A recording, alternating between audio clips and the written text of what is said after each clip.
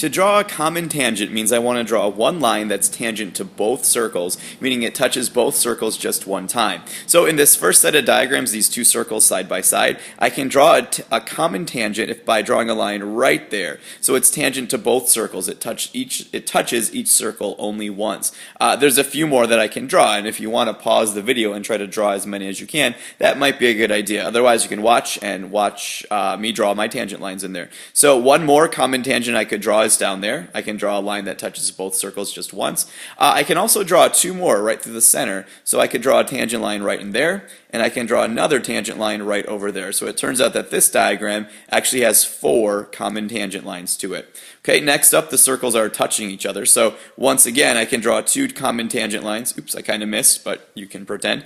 I can draw 2 common tangent lines outside the 2 circles, and then I can draw just one, this time right smack dab in between them. I guess I could even say the 2 circles are tangent to each other because the 2 circles just touch each other that one time in the center. But there are 3 common tangent lines I can draw right there. And finally, once the circles start to overlap, there's only 2 common tangent lines I can draw, both on the outside like that of the 2 circles. So there's only 2 right there. Okay. Before we do this next question, let's skip down to the bottom. Tangents can be either internal or external. Pretty easy to tell what's what. An external tangent will be something that's outside of both circles. So for example, in those first set of tangent lines we drew, this was an example of an external tangent because it's outside of the 2 circles.